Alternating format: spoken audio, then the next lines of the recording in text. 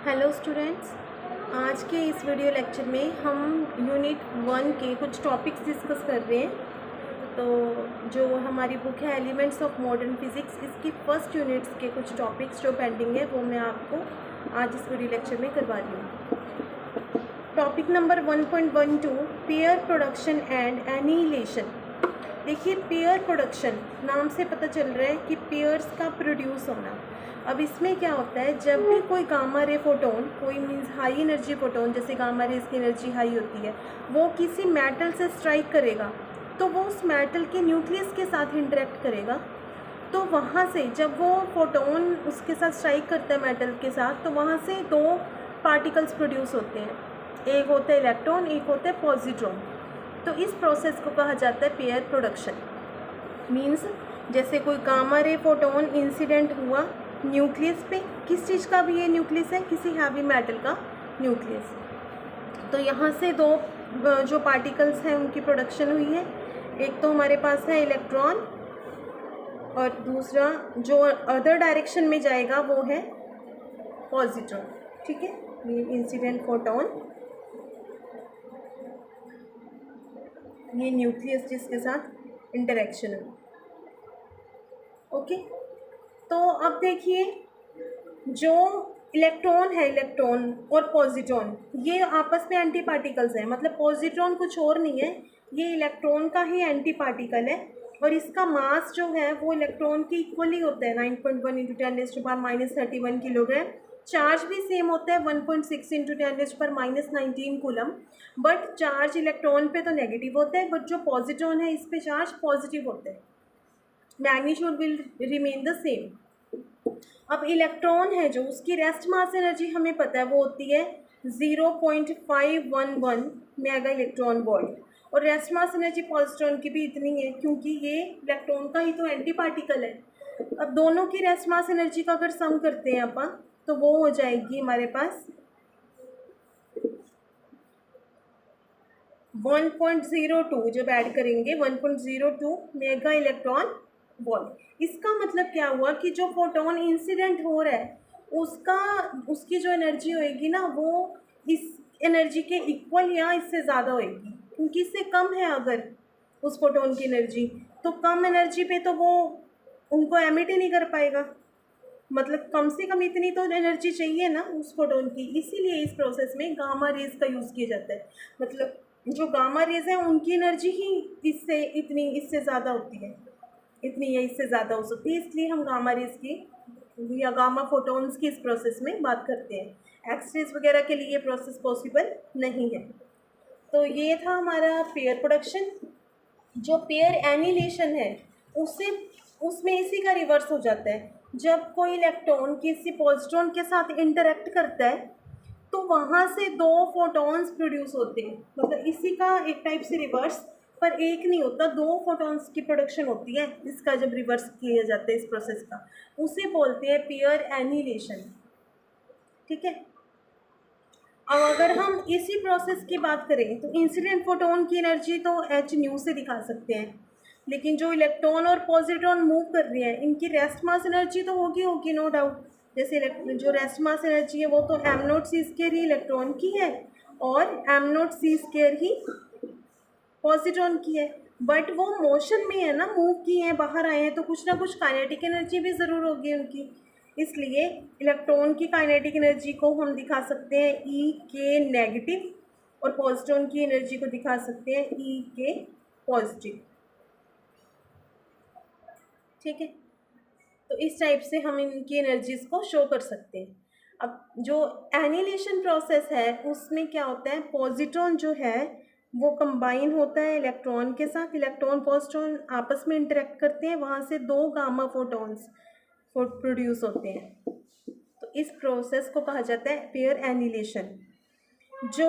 जिसमें pair production वाली process है ये वाली, इसमें तो एनर्जी जो है वो कन्वर्ट हो रही है मास में। ऐसा क्यों? क्योंकि जो फोटॉन्स हैं, मतलब गामा रेज है, रेडिएशंस की तो एनर्जी की बात होती है, तो एनर्जी किस में कन्वर्ट होगी? पार्टिकल्स मिले हैं, पार्टिकल्स का मास होता है, इसलिए एनर्जी मास में कन्वर्ट होगी। लेकिन इस प्रोसेस में मैसिव पार्टिकल्स हैं, वो कंबाइन होके फोटोन्स को, मतलब रेडिएशंस को प्रोड्यूस कर रहे हैं। तो इट मीन्स इस प्रोसेस में क्या हो रहा है, मास जो है वो कन्वर्ट हो रहा है एनर्जी में। तो ये एक दूसरे का रिवर्स प्रोसेस है। आफ्टर दैट जो नेक्स्ट टॉपिक है वो है ब्रैम-स्ट्रोलंग इफेक्ट। देखिए ब्रैम-स्ट्रोलंग इफेक्ट क्या होता है, जो एक्सरे ट्यूब होती है ना, उसमें जो इलेक्ट्रॉन्स कैथोड से मूव करते हैं, काफ़ी फास्ट होते हैं वो, और वो एक्सलरेट होते हैं एनोड की ओर। एनोड क्योंकि हम वहाँ पे पोटेंशियल डिफरेंस अप्लाई करते हैं, जिस वजह से वो एक्सलरेट होके एनोड की ओर जाते हैं। लेकिन जब वो एनोड की ओर जा रहे होते हैं ना फास्ट स्पीड से, तो न्यूक्लियस की स्ट्रॉन्ग जो इलेक्ट्रोस्टैटिक इंटरेक्शन होती है, मतलब न्यूक्लियस की अट्रैक्टिव फोर्स की वजह से वो स्लो हो जाते हैं। अब जब स्लो होंगे तो इसका मतलब क्या हुआ कि उसने कुछ एनर्जी इलेक्ट्रॉन ने लूज़ कर दी अपनी। तो ये जो एनर्जी का लॉस होता है ना इस प्रोसेस में, ये एक्सरे फोटोन की फॉर्म में अपीयर होते हैं, मतलब एक्सरे फोटोन्स वहाँ से प्रोड्यूस होते हैं। तो यहाँ से जो फोटोन्स मिलते हैं वो सभी एनर्जीज के मिलते हैं, वो इसलिए कॉन्टीन्यूस एक्सरे स्पेक्ट्रम बना लेते हैं सभी फ्रीक्वेंसीज का।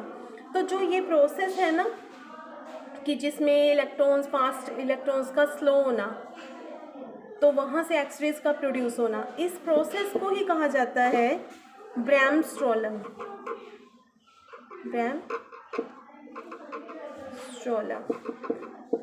ब्रैम-स्ट्रोलंग एक बार मैं फिर से रिपीट कर रही हूँ। एक्सरे ट्यूब के अंदर जो कैथोड से इलेक्ट्रॉन्स निकलते हैं वो फास्ट इलेक्ट्रॉन्स होते हैं, और पोटेंशियल डिफरेंस अप्लाई किया जाता है जिस वजह से वो एक्सलरेट होंगे, ठीक है, और एक्सलरेट होके वो एनोड की ओर जाएंगे इलेक्ट्रॉन्स। अब जब एनोड की ओर जाते हैं तो वो स्लो हो जाते हैं। क्यों स्लो होते हैं, न्यूक्लियस की इंटरेक्शन की वजह से। न्यूक्लियस रिएक्टिव फोर्स उन पे लगाता है जिस वजह से उनकी स्पीड कम हो जाती है। तो वो जो उनकी एनर्जी, इसका मतलब कम हुई है, स्पीड कम होना मतलब एनर्जी का कुछ ना कुछ लॉस होना, वो एनर्जी का लॉस एक्सरे फोटोन की फॉर्म में अपीयर होता है, क्योंकि वो एनर्जी कहीं तो गई है ना, तो वो किस फॉर्म में कंज्यूम हो रही है एनर्जी, एक्सरे फोटोन्स का इमिशन होता है वहाँ पे। तो जो ये प्रोसेस है, इस प्रोसेस को ब्रैम-स्ट्रोलंग बोलते हैं।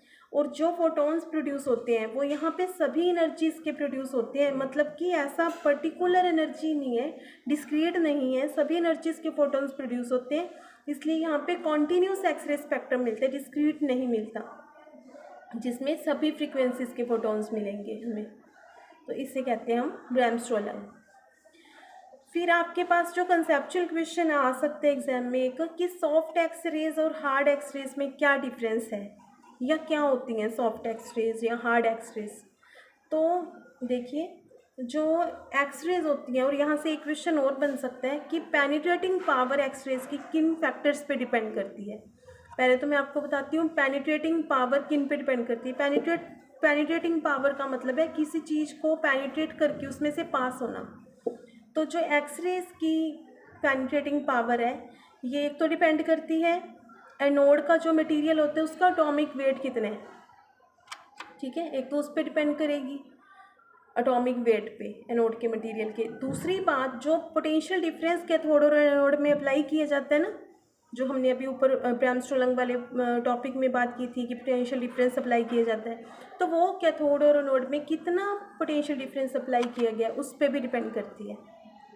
अब जो पोटेंशियल डिफरेंस अप्लाई किया जाता है अगर वो हाई है, अगर पोटेंशियल डिफरेंस हाई अप्लाई किया है, उस केस में क्या होता है, पोटेंशियल डिफरेंस के इन्वर्सली प्रोपोर्शनल होती है वेवलेंथ एक्सरेज की। हाई पोटेंशियल डिफरेंस है, इसका मतलब क्या होगा कि जो एक्सरेज हैं वो उनकी वेवलेंथ कम होगी, ठीक। अब उनकी वेवलेंथ कम है, वेवलेंथ और एनर्जी एक दूसरे के इन्वर्सली प्रोपोर्शनल होते हैं, क्योंकि एक फॉर्मूला होता है E=H न्यू, आपको पता है, और न्यू को लिख सकते हैं Hc/λ, तो Hc/λ। अब एनर्जी यहाँ से देख सकते हो वेवलेंथ की इन्वर्सली प्रोपोर्शनल है, तो इट मीन्स क्या हुआ, वेवलेंथ अगर कम है तो एनर्जी उसकी ज़्यादा हो जाएगी। एनर्जी और पेनिट्रेटिंग पावर एक दूसरे के डायरेक्टली प्रोपोर्शनल होते हैं।